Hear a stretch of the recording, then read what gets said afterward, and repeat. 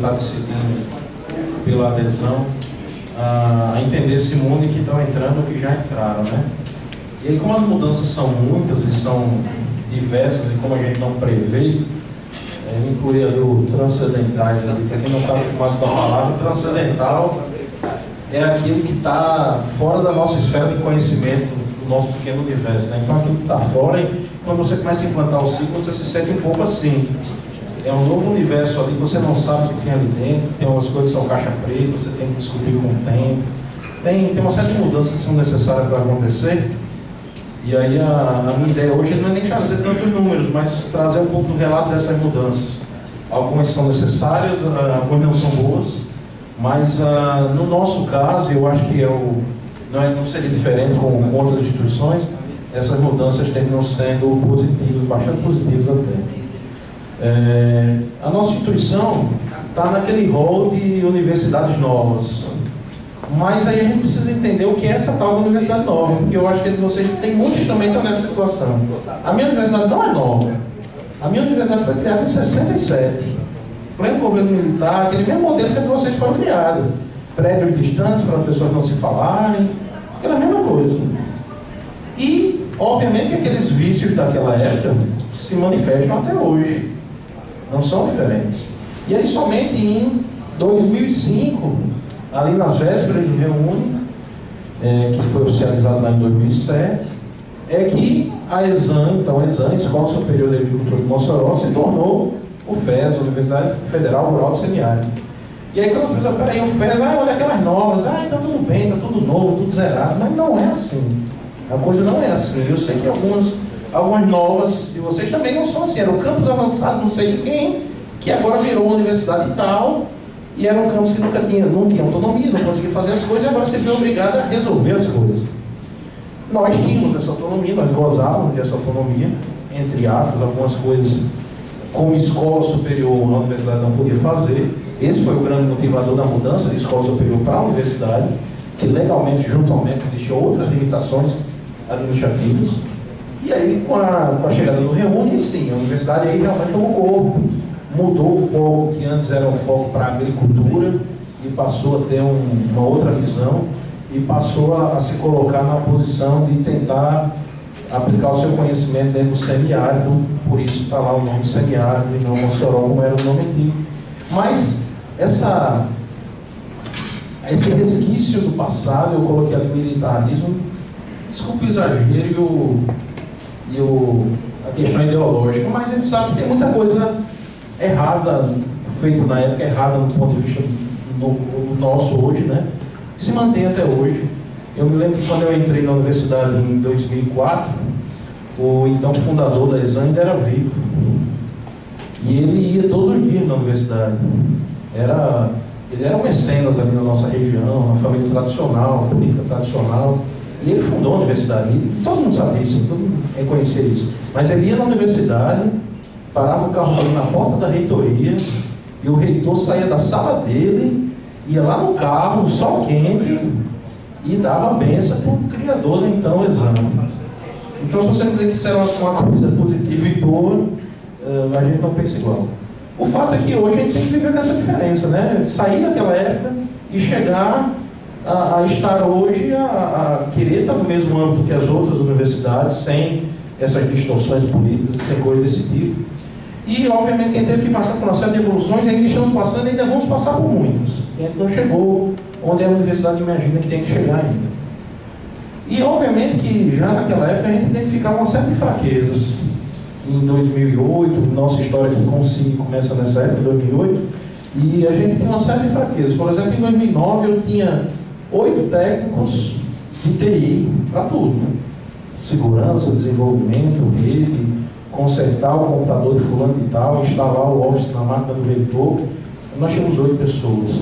Apesar de não ser uma instituição de grande porte, já nessa época já existia a ideia de um segundo campus, já existia uma diversidade de software legado, já existia uma diversidade de situações onde nós tínhamos que atuar. E esse número de pessoas, obviamente, não atendia. O orçamento de TI lá em 2008 era em torno de R$200 mil para a instituição inteira. Isso é compra de software, compra de computador, infraestrutura de rede, link, R$200 mil, certo? Nós tínhamos lá software desenvolvido em casa, fora de casa, sem escalabilidade nenhuma, que rodava em desktop, internet, nem pensar. Então nós tínhamos um cenário que não era promissor e não permitia que a instituição pensasse de forma organizada a criar novos serviços ou até em melhorar e manter corretamente os serviços que já existiam. Então a gente tem uma situação realmente limitadora. E naquele momento, naquele contexto, isso era exatamente lá no ano de 2008, nós sofremos aí um revés ainda maior, porque o único sistema que funcionava mais ou menos, o único software que dava algum tipo de suporte para a instituição, que era o software acadêmico, que também não tinha sido construído pela instituição, ele era advindo de outra instituição também, ele recebeu uma notícia que nós não poderíamos mais usar, por questões legais, TCU se envolveu, bom, não poderíamos. E aí a gente tinha aquela situação, justamente o software acadêmico, que geria a vida dos nossos alunos, ou seja, que mantinha o nosso cliente final, a gente não tinha mais como usar, a gente tinha um tempo limite para sair dessa situação. Então, em 2008, a gente começou a fazer uma busca por uma solução que fosse melhor, uma solução que fosse mais adequada, uma solução que a gente pudesse, fosse melhor não, na verdade. A gente precisava de uma solução. Se era melhor ou não era nem fato mais, a gente tinha que ter algo.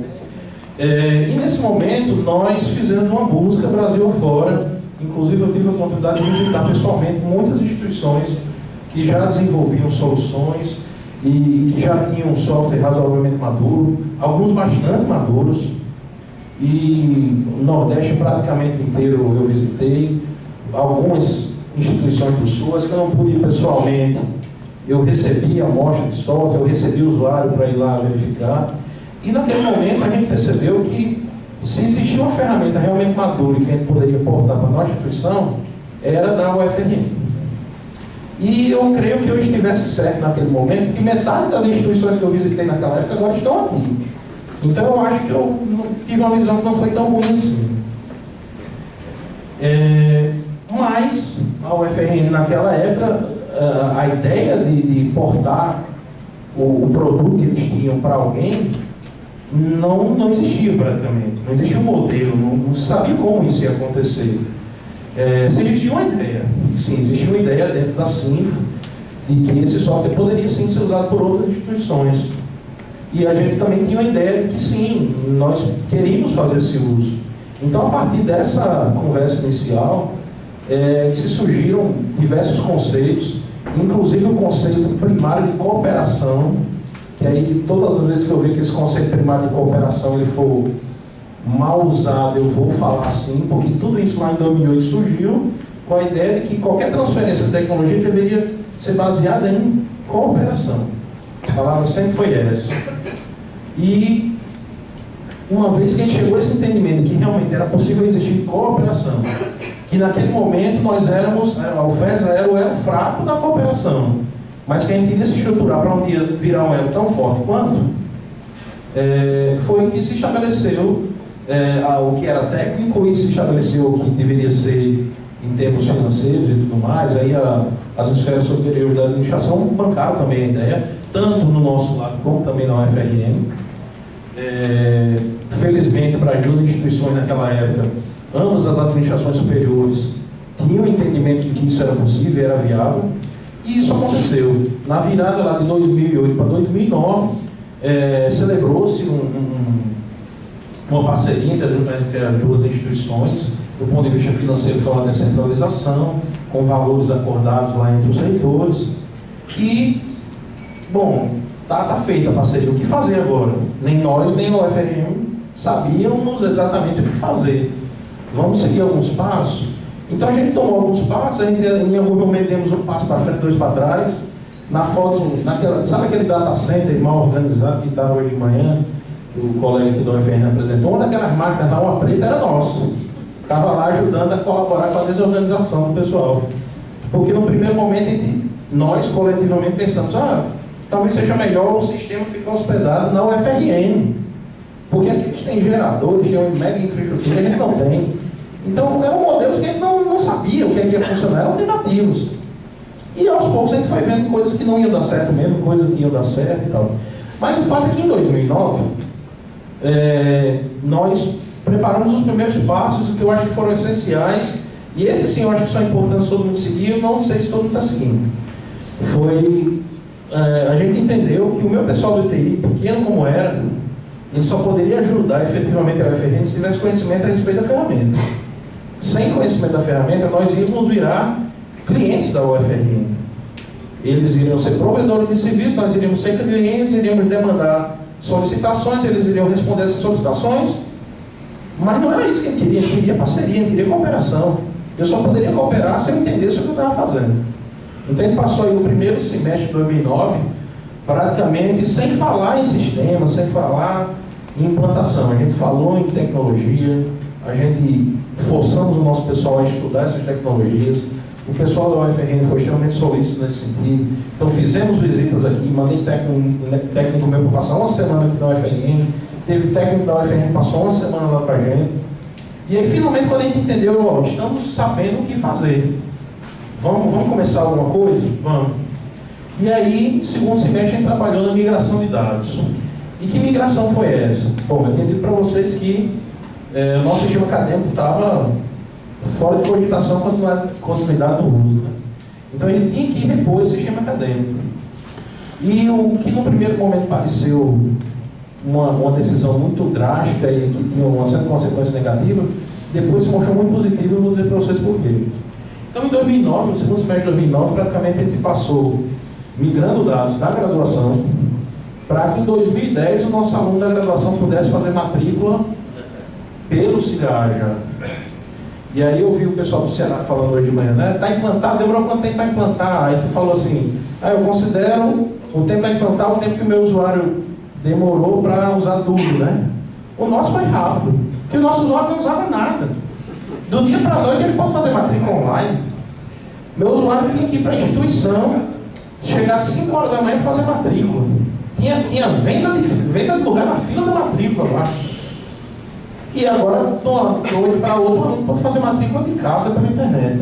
Se considerar que o meu aluno não é aluno carente, que mora no interior, que naquela época lá, o único local que tinha internet na cidade era na prefeitura, a gente tinha até relatos de prefeitura que cederam os computadores da prefeitura para os alunos da universidade fazer matrícula lá. Isso lá em 2009, 2010, 2011. Então, em 2010 a gente fez lá a tal da matrícula online da graduação, com quase nada de treinamento para os alunos, quase nada não, vou mentir para vocês, nada. A gente fez manuais, entregou para os alunos, amigo, que vira, se sabe entrar no Orkut, vai saber entrar nesse negócio aqui também. E deu certo, parece que eu hoje não faria isso de novo, tá? Mas deu certo. E aquela visão que a gente teve de que era fácil de usar, que os alunos iriam se adequar, não foi exagero não. A gente teve aí, segundo dia de matrícula, a gente estava com mais de 50% dos alunos matriculados, são 5 dias de matrícula, foi bem tranquilo.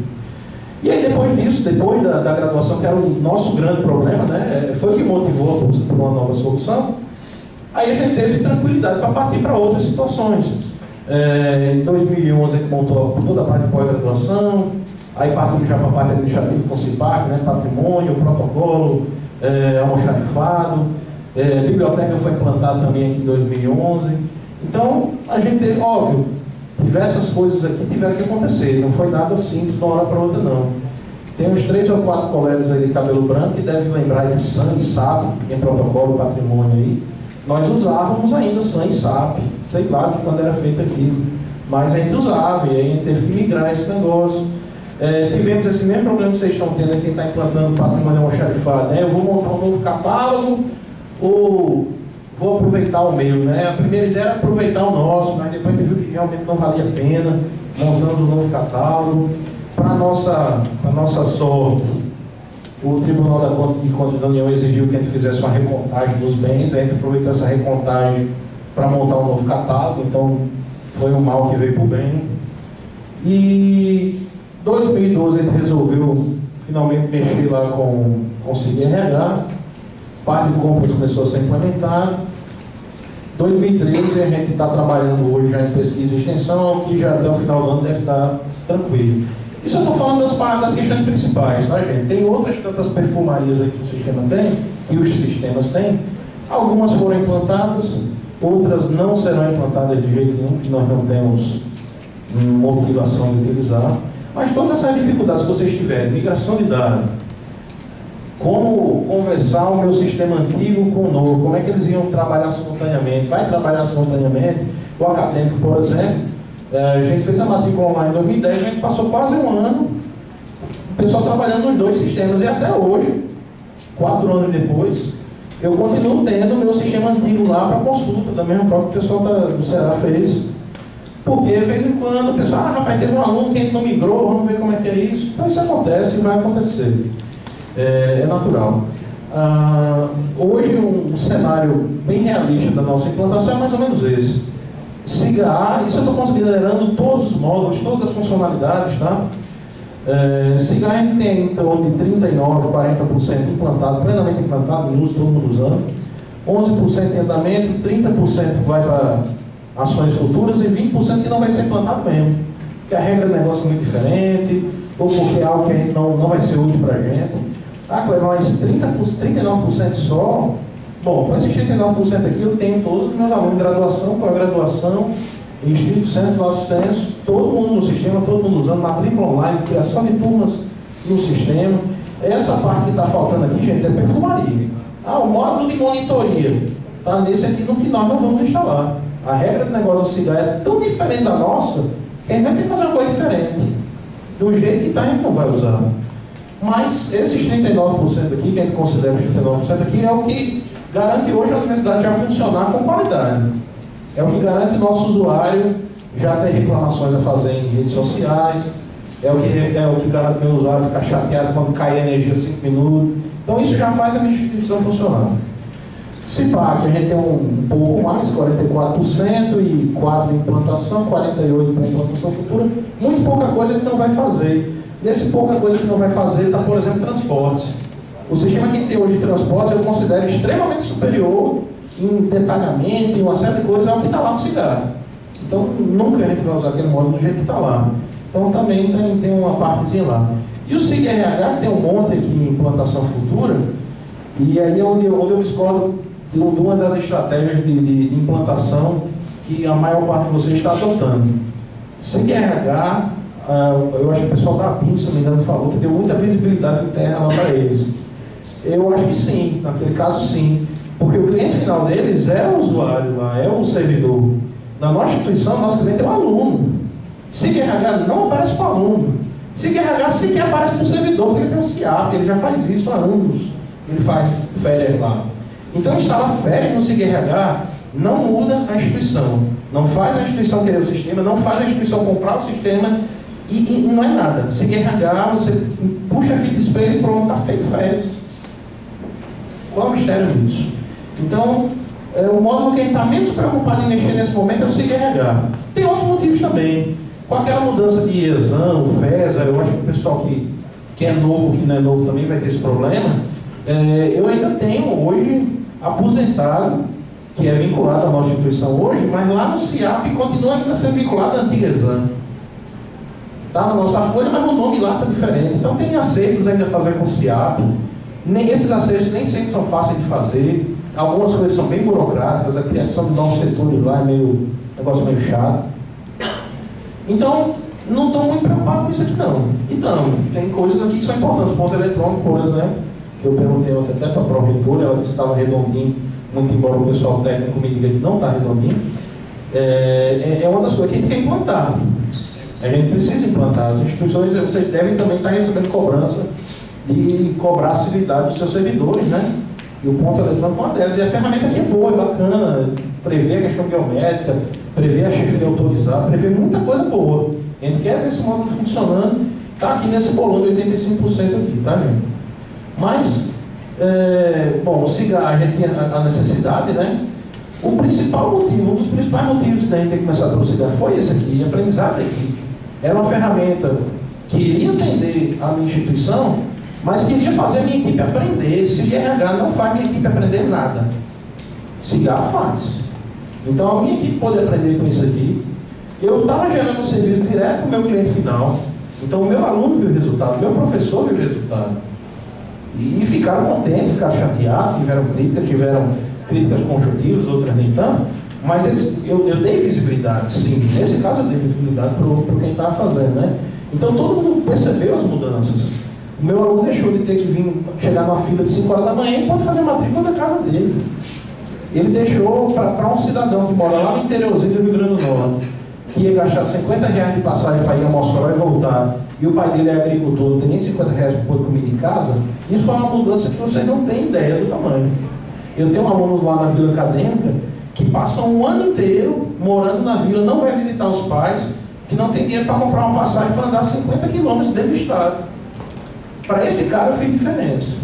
E eu só consegui fazer essa diferença com cigarro. Com outra ferramenta eu não conseguia. Isso me gerou essa sensibilização. A instituição entendeu com essa implantação de que era necessário, de que ela ia tirar benefícios dessa implantação. E se eu tivesse começado por outra ferramenta, certamente isso não teria acontecido. E aí sim vem aquelas questões transcendentais que eu falei, né? Porque aquilo que era fraqueza lá no início, a gente viu que a gente poderia transformar em oportunidades. Porque agora a minha instituição queria o sistema. E aí eu pude dizer, ó, você quer o sistema? Eu preciso ter mais gente. Você quer o sistema? Eu tenho que ter mais dinheiro. Você quer o sistema? A gente tem que mudar o nosso pensamento interno. E aí o que aconteceu? Aí começa o transcendental da história lá, né? Em 2008, quando nós começamos a pensar em implantar novos sistemas, a gente tinha 8 pessoas para cuidar da universidade inteira, tudo. Hoje eu tenho aí 9 pessoas só para atender sistemas, 4 só para atender. Então meu usuário final não precisa nem falar com esses 9 aqui, porque fala com esses 4. Então eu consigo ter uma estrutura mínima de atendimento, eu consigo ter uma estrutura mínima, eu consigo dizer assim, ó, fulano e tal está trabalhando no CIPAC, fulano e tal está trabalhando no cigarro. Porque hoje eu consigo montar uma equipe separada. Quando eu tinha 8 pessoas, que na verdade eram 4 só trabalhando com sistemas, todo mundo fazia tudo, amigo. Você tem que saber de tudo. Se não souber, paras, né? Desse meu pessoal, hoje eu tenho 3 mestres, tenho 4 especialistas, desses 4 tem 3 fazendo mestrado. Isso não quer dizer muita coisa, mas quer dizer que esse pessoal tem empenho em aprender e continuar melhorando como pessoa e como funcionário. Eu quero ter esse pessoal do meu lado o tempo inteiro. Todo esse meu pessoal deve estar certificado AT, o COBIT e outras boas práticas aí até 2014. Comparando em números aqui, só o pessoal de cigarro eu tenho em torno de 300% de crescimento. Não estou contando aqui outras pessoas que eu tenho no quadro, porque eu ainda estou atendendo outras coisas. E agora, até férias eu posso tirar, eu posso passar até uma semana aqui com vocês, casando um pouquinho. Eu não me dava esse luxo de sair, passar 4 dias fora da minha instituição. Não consegui fazer isso.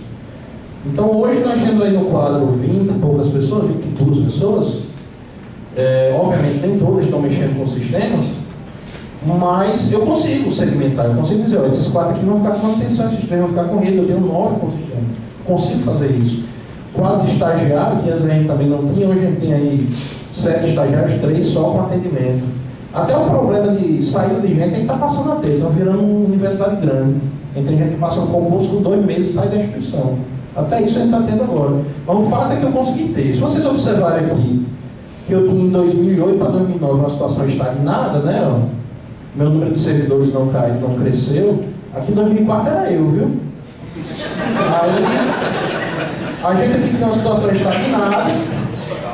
E a gente teve um crescimento quando? A partir daqui. Claro, foi por causa do cigarro? Não foi. Teve reúne, teve muita coisa. Mas se eu não tivesse o cigarro para dizer, reitor, amigão, você não quer botar após não para funcionar aqui? Ele não tinha ido lá em Brasília dizer que tem as vagas do Reúne, tinha que ter vaga de TI. Ele tinha contratado administrador, tinha contratado administrador, mas não tinha contratado ninguém de TI. Então a necessidade da instituição foi sentida pela comunidade e um desses sentimentos se reverteu em mais vagas para a instituição. Para 2014 eu tenho mais 2. Por favor, divulguem nas suas instituições, que a gente vai contratar 2 pessoas da área de rede aí. Não quero tomar o pessoal de vocês, mas as portas estão abertas lá. O concurso é agora em dezembro. Além disso, investimentos em TI. Estão lembrados lá R$200 mil para tudo? Ano de 2013, 5,5 milhões. Não está nessa conta aqui compra de computador para o usuário. Isso aqui é recurso do setor de TI. Isso aqui se reverteu em rede nova para a instituição. Se reverteu em um storage, que é uma fração desse storage que vocês viram agora de manhã, mas que vai atender bem a instituição. Se reverteu em virtualização, como a gente está vendo aqui na UFRN acontecer também. Aquele servidor pretinho que estava aqui foi para lá, para a gente funcionou mais uns 2 anos, está aposentado. Hoje a gente tem máquina virtualizada, tem disco sobrando para gravar. Eu já estou até pensando que vai dar até para eu tirar meus e-mails do Gmail e trazer de volta para a instituição depois de ontem. E quem está permitindo isso aqui, esse recurso que eu não tinha 5 anos atrás. Não existia. A instituição não entendia que precisava investir em TI. E hoje ela entende. Hoje ela sabe que precisa investir em TI. Porque isso aqui tudo não está assumindo. Isso aqui tudo está se revertendo em um sistema que não para mais, está se revertendo em um acesso mais rápido, está se revertendo em terminais de consulta, está se revertendo em espaço de armazenamento, está se revertendo em coisas palpáveis para a comunidade. E isso aqui, espero que não cortem as nossas torneiras, mas por mais que diminua, certamente voltar lá de 200 mil, a gente não volta mais. Porque a instituição sabe que não pode mais chegar naquela situação. Esse recurso aqui, ele está sendo gasto, vamos usar uma palavra simples aqui, ele está sendo gasto de acordo com o plano diretor de TI, que até 2 anos atrás nós não tínhamos. Nós sequer éramos consultados para ajudar na montagem do plano diretor institucional.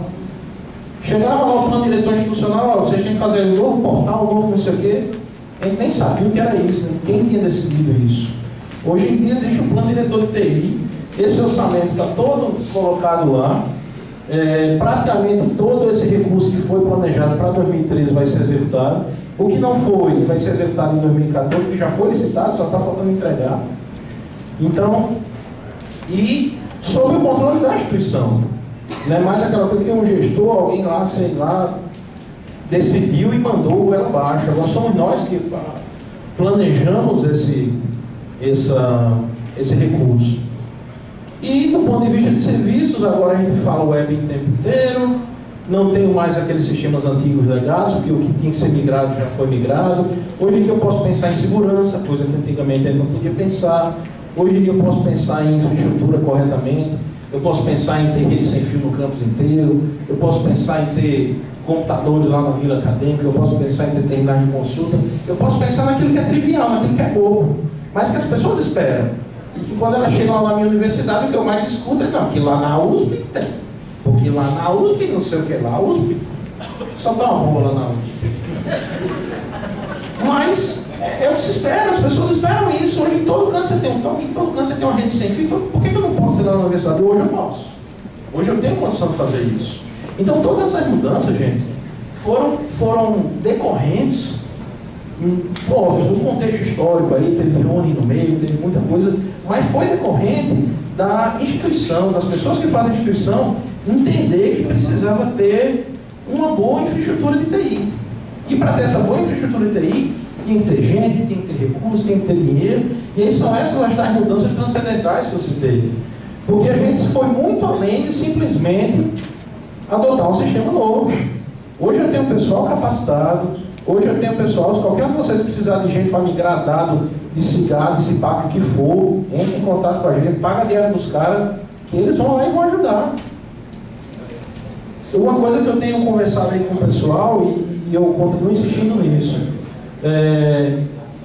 fazer essa implantação sem fortalecer o setor de TI de vocês estão comprando problema. Conversando com algum de vocês ali no coffee break, vocês dizendo, rapaz, será que dá certo mesmo esse negócio desse cigarro, essa norma nova, contratar empresa? Os caras dá certo, está dando certo com muita gente, deu certo com a gente, vai dar certo com vocês também. Agora, se vocês pensarem que a UFRN ou que uma empresa ou qualquer que seja, vai chegar lá, ligar o servidor, pôr na tomada e vocês vão estar usando o sistema, pode até acontecer. Se vocês contratarem alguém para fazer, vai acontecer. Mas se o pessoal não aprender, não adianta nada. Vocês vão estar rapidamente estagnados, vocês vão estar rapidamente precisando de uma ferramenta nova. Ou mantendo um laço eterno aí com um outro ente público ou com um ente privado, que obviamente não é desejável. Isso não é bom. A inclusão desses sistemas também força a instituição a fazer uma série de mudanças de pensamento institucional. O que também é importante. Porque práticas antigas, aquelas lá, vindo lá do militarismo, que eu lembro que a nossa instituição ainda tem, elas são incompatíveis com a realidade atual. E na hora que você tem um sistema ali que embasa esse trabalho, as pessoas sabem que tem que mudar suas rotinas. Hoje pela manhã eu vi na apresentação lá daquela linha de produto de software, uma coisa que eu não concordo muito. Será que é errado eu seguir uma regra que está lá no cigarro? E aí na apresentação lá tinha dizendo que era muito errado. Eu não jogo muito errado, não. Que a minha instituição ela pode ter uma regra de negócio que é péssima, que foi feita por alguém há 20 anos atrás, que exige 200 mil documentos, papel, carimbo, assinatura do reitor, não sei o que lá. Eu não vou melhorar esse processo só porque está mapeado assim no cigarro, eu tenho que melhorar assim. Então, essa mudança de cultura, descentralização, possibilidade de fazer planejamento e documentar melhor as coisas, saber a quem recorrer, isso tudo faz parte das mudanças que uma adesão ao sistema de esporte exige. E a nossa instituição só fez essa mudança por causa disso. Senão, nós ainda iríamos estar com as mesmas regras de 30 anos atrás. Só para vocês terem uma ideia, o nosso sistema acadêmico antigo, não por culpa do sistema, mas por culpa da nossa instituição. Até 2008, eu não tinha, até 2009, eu não tinha CPF de um único aluno meu. CPF eu não tinha. Mas eu tinha título de eleitor. Tirem suas conclusões do porquê. Então, é esse tipo de pensamento que a nossa instituição mudou, ela evoluiu. E finalmente eu consigo hoje atender e trazer serviço para o meu aluno, que é o meu cliente. Então, o meu aluno, se hoje ele tem orgulho, ele gosta de estar na instituição porque os cursos são bons, porque os professores atendem às suas demandas, eu quero que ele esteja na instituição também sabendo que ele está sendo bem atendido do ponto de vista do serviço. Porque ele é o grande motor que vai fazer a evolução continuar acontecendo. É com base nos meus 9 mil alunos que eu vou poder chegar lá para o reitor e dizer: reitor, os 9 mil alunos querem lá a aplicação mobile aí, então vamos dar um plus aí. Então, se eu não conseguir fazer isso, se eu não tivesse a comunidade toda ao meu lado, eu não vou conseguir fazer a coisa acontecer. Então, eu acho que dessa conversa toda, gente, a minha sugestão, sei que eu tenho esse poder de fazer isso para vocês, é que seja um modelo de cooperação questionável ou não, quer seja um modelo de contratação de empresa, qual seja o modelo que vocês resolvam, esse aderir ao CID ou a qualquer outro, o fator importante é esse fortalecimento do setor TI de vocês. Se isso não acontecer, eu não consigo enxergar como isso pode dar certo. Não importa qual seja o software seja bom, não importa qual seja a ferramenta, não importa. Se o teu setor de TI não virar o dono da implantação, não virar o dono, não tiver conhecimento de causa, vocês vão estar fadados a ter muito problema, em terem insatisfação e não verem os resultados acontecendo. Principalmente porque a gente sabe que o setor, eu não sei se eu posso falar por todos, mas em universidade eu acho que eu posso falar. Eu acho que não tem nenhuma universidade hoje que é satisfeita com o contingente pessoal que tem no setor de TI. Ninguém é satisfeito com isso. E aí está aqui uma bela oportunidade de fortalecer, de não chegar nessa situação, né, de poder fazer seu setor de TI crescer. Então eu continuo apostando hoje que o CIG ainda é a melhor ferramenta. Não estou ganhando dinheiro para dizer isso, gente, é minha opinião pessoal de fato. Eu continuo achando que se eu fosse adotar de novo uma outra solução, eu votaria por adotar a mesma solução. Agora, apesar dos diversos erros que a gente cometeu no caminho, uma coisa eu não mudaria. Eu tenho que fazer meu pessoal ficar forte. Eu tenho que fazer meu setor aparecer. Eu tenho que fazer o meu pessoal trabalhar tranquilo, aprender o que está fazendo, fazer com segurança. Se eu não consigo fazer isso, não vai ter sistema, ou casa de software, ou empresa que ajude a implantação, não vai ter nada que faça a coisa acontecer com tranquilidade. Então, se eu posso dar uma sugestão, é que vocês realmente, quem já contratou a empresa, não contrate e aí vem aqui implantar o SIG RH, não faço não. Pega esse recurso, pega aquelas horas, amigo, me ensine aqui como implantar o SIG RH, me ensine a como migrar esses dados, me mostre como é que essa importação acontece, que tabela que é populada com isso. Se vocês fizerem isso, vocês podem pagar para a empresa, vocês podem pagar para a FM, não importa, mas no final vocês vão ter um produto para vocês. Um produto que eu digo, um produto intelectual, do teu pessoal ter aprendido, do teu pessoal ter ganhado experiência, ter ganhado know-how, poder colaborar com a comunidade. E eu acho que essa é a grande virada da história. Fiquei muito contente no primeiro dia, quando a Sinfo reforçou aquilo que a gente conversou em 2008. A gente tem que trabalhar em cooperação. Isso tem que acontecer. A experiência da instituição tem que ser boa para as outras. E você só vai poder cooperar um dia, mesmo que você contrate uma empresa ou o que for, se o teu pessoal aprender. senão o tempo inteiro você vai ser consumidor de recursos. Então, coloca a nossa instituição à disposição para qualquer esclarecimento nesse momento ou no futuro. E-mail, telefone, fique à vontade para entrar em contato. E a nossa instituição é pequena comparada à maioria de vocês, mas eu tenho certeza que muitas das práticas que nós utilizamos são práticas que seriam úteis para todos vocês. Nossa relação com a FRN poderia ser até mais próxima, já que nós estamos aqui vizinhos.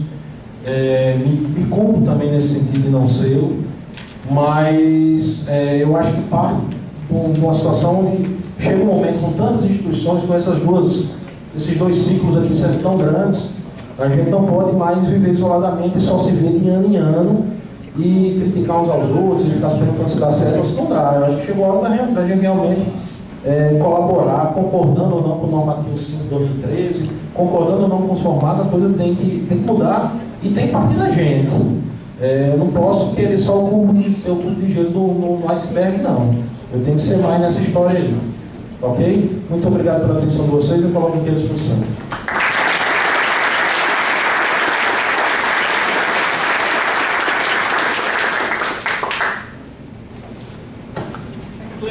Oi. Sabe, essa abordagem de implantação do sistema, iniciando pela parte acadêmica, ela não tem uma dificuldade com relação a alguns cadastros, algumas partes do sistema administrativo? Não. O que acontece é o seguinte, o sistema acadêmico, se você for implantar toda a perfumaria do sistema acadêmico, sim. Mas se você for tratar se você pegar o pessoal do registro acadêmico, não sei como é estruturado na tua instituição, mas se você pegar matrícula de aluno, cancelamento de matrícula, aquela operação do dia a dia do aluno, onde o interesse dele é ver se o histórico dele está ok, se está tudo bem, se está tudo certo, não depende não. Onde é que você vai depender? Por exemplo, você tem lá na tua instituição um trancamento de disciplina, precisa ser aberto um processo. Aí, se você quiser abrir o processo via SIGAR, tal, você tem que ter lá o protocolo. Mas se a tua instituição ainda nem está pronta para começar a mexer com o protocolo, não faz sentido você trazer essa operação para dentro do SIGAR nesse momento. Então foi a estratégia que a gente fez. A gente estudou o que era necessário para o dia a dia do aluno e o dia a dia do professor. Então, para colocar o aluno para dentro, para o aluno ser aluno da instituição, você tem que alimentar lá 8, 10 tabelas do banco de dados do SIGAR inteiro. Se alimentou essas 10 tabelas, está feito. Aí, obviamente, que para as perfumarias todas, as coisas têm que acontecer com o tempo, mas acontecem tranquilamente. Por exemplo, corpo discente, estrutura organizacional. A estrutura organizacional é uma das 10 tabelas que eu te falei. A estrutura dos cursos, matriz curricular, disciplinas, vão aí mais 3 ou 4 tabelas. E o discente e as suas matrículas e notas e sua vida acadêmica vão lá mais 5 tabelas. Está dentro desse contexto aí das 10 tabelas que eu te falei. Então, o sistema acontece se você fizer dessa forma. Certo? Qual seria a vantagem imediata? Aquela que eu falei, dar uma visibilidade imediata para o que está acontecendo. Tudo vai estar lá funcionando? Não, tudo não vai estar lá funcionando. Tem coisas que talvez nem vai dar. Por exemplo, lá na nossa instituição, existe no regimento, tá dizendo assim, que o aluno para trancar a disciplina, aquelas coisas lá da década de 70, o aluno para trancar a disciplina, ele tem que vir, assinar um formulário, o servidor que o recebe tem que assinar na mesma hora e carimbar. Isso está lá no nosso regimento. Lá no SIGAR tem uma ferramenta para trancar a disciplina. Eu vou poder usar agora? Não, ela está até funcional. Já me trouxe até problema, que um determinado semestre ficou lá habilitado e vários alunos trancaram por lá.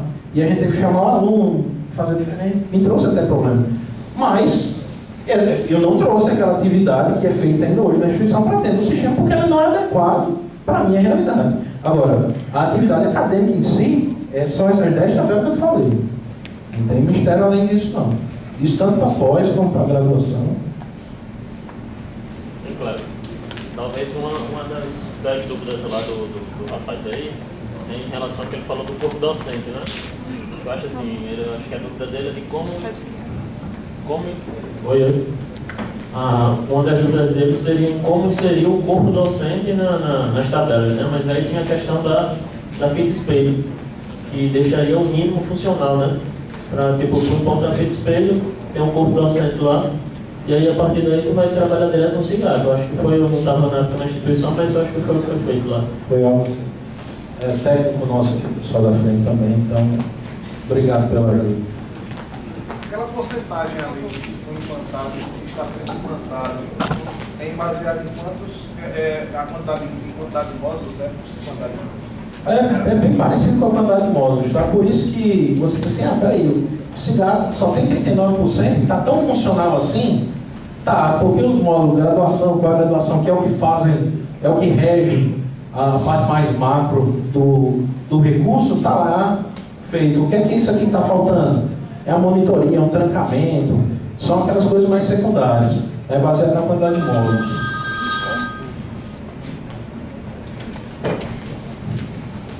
A minha instituição está entrando agora na...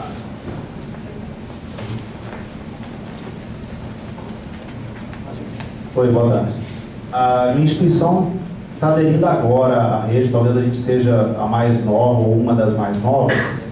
E, assim, a gente está entrando e a gente foi orientado a fazer primeiro a implantação do CIPAC, para depois, no futuro, a hora que a gente tiver CIPAC, protocolos, as coisas assim funcionando, a gente fazer a adesão do SIGA-A. E hoje você falou comigo assim, começa pelo SIGA-A. E teve até uma fala sua que foi assim, o SIGA-A faz a sua equipe aprender e o SIGA-RH não faz. Eu queria entender um pouco melhor, porque parece que a gente está na contramão do que você está falando, que deu certo na sua instituição. O que acontece? Lá nós tivemos uma pressão forte para começar pelo cigarro, né? Não tínhamos uma motivação. Mas além disso, isso foi o que a gente aprendeu com o tempo, tá? O que é que acontece hoje para você implantar o SIGA-RH? Qual é o passo zero? Você entender lá a importação da fita espelho. Importou a fita espelho, pronto, tem um módulo de férias, por exemplo, que é o recomendado para começar, está feito. O que é que vira a implantação do módulo de férias? Convencimento da comunidade. Você vai convencer a sua comunidade que já usa o CIAP, chateado, mas usa. E vai passar agora a usar o SIGA-RH, chateado ainda. Não vai mudar nada, ele vai estar chateado com o sistema e vai continuar chateado com o outro. Porque só a fita espelho não vai fazer ele conseguir usar as outras tantas funcionalidades do SIGA-RH. Parte de cadastro de mudança de dados pessoais, cadastro de filho, esposa para gozar de outros programas. Isso tudo precisa de mais um aprimoramento além de férias. Aí o cara vai entrar lá, tem uma infinidade de funções que ele pode fazer que ele não pode. Ele só pode mexer em férias. Então é uma mudança muito grande, muito drástica para você envolver com a comunidade inteira de servidores e docentes que não geram melhoria nos processos de instituição. Por isso que eu acho que não é o melhor caminho para começar. Se vocês estão começando pelo CIPAC, aí eu já vejo de outra forma. Porque o CIPAC você pode começar implantando aí em protocolo, que na minha instituição, por exemplo, o protocolo era algo crítico. Os processos sumiam, aparecia na gaveta não sei de quem um ano depois. Com o protocolo isso se resolveu. Você, com o CIPAC, você começa a organizar o teu orçamento. Lá na nossa instituição isso também foi crítico, porque nós tínhamos um orçamento centralizado, passou a ser descentralizado. Então, começar pelo CIPAC eu ainda julgo melhor que começar pelo SIGA-RH. O SIGA-RH é para puxar a base de usuário, para você não ter que criar na mão. Mas a tua equipe não vai aprender nada com a implementação de férias, por exemplo. A equipe não vai aprender nada, zero de aprendizado com férias. Que está lá funcionando, é importante e está funcionando. Parece que você está falando de negócio. Sim. Falando de negócio. Lógico. É uma atividade de ensino, atividade fim. Lógico. Então você está se referindo a negócio. Com certeza. Não é tecnicamente falando. Você vai conhecer o negócio através... Até tecnicamente falando, o aprendizado que você faz com os outros sistemas no primeiro momento é maior que com o SIGA-RH. Mas é negócio. As coisas não mudam. Certo? Então, se você começa com o CIPAC ou com o SIGA-A, você vai ter coisas mudando na mão do teu usuário final muito mais rapidamente. E coisas mudando para melhor. E SIGA-RH, no primeiro momento, não muda. O cara está simplesmente trocando CIAP e NET por SIGA-RH. Para o setor de gestão muda, lógico. Só que você não tem que estar esperando do dia tal ao dia tal para consultar o CIAP e poder consultar ali na hora. Para o setor de RH, isso é ótimo. Não estou questionando isso, tá, gente? Mas, para o servidor, que é aquele cara que vai te apoiar na implantação, te apoiar em termos de comunidade, né? Não muda nada. Protocolo que está lá dentro do CIPAC muda. a organização institucional, patrimônio, almoxarifado, muda. Agora, RH, me desculpa, mas não muda.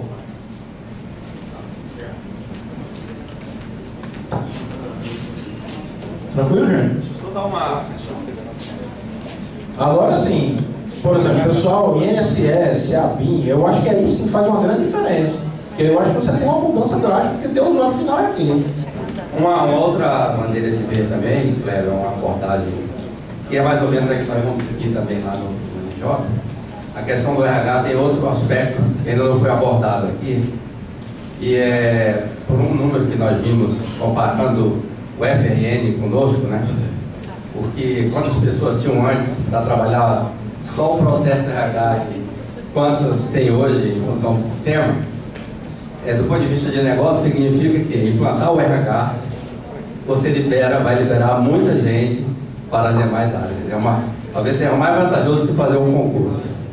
Nesse sentido, sim, com certeza. Porque no momento que você tiver uma ferramenta que lhe dê suporte a realizar aquelas ações dia a dia, você, de certa forma, desafoga os setores, né? Eu concordo com você. Se é nesse sentido que você pode otimizar a rotina ali do setor, óbvio que isso vai gerar diferença. E eu acho, inclusive, que no pessoal da Rede Ciclo, essa troca, eu acho que não deve acontecer, realmente. Eu acho que o SIG-RH gera diferença. Porque o teu usuário final vai começar a gozar dos benefícios. E no caso da universidade, o FRN eu não tenho números, tá, gente? Alguém que é daqui, se quiser, me ajuda. Mas tem 50 mil usuários, tem 5 mil funcionários. Vocês sabem quantos funcionários tem o FRN hoje? 10%. Não vou falar o que é melhor. O que é melhor parece simplificar demais o problema. Mas se eu tenho a oportunidade de ter 50 mil pessoas do meu lado interagindo e satisfeitas com o sistema e ter 5 mil, do ponto de vista estratégico, não vou questionar o que é melhor. Quem não vai implantar a SIG-RH, lógico que a coisa muda bem de figura.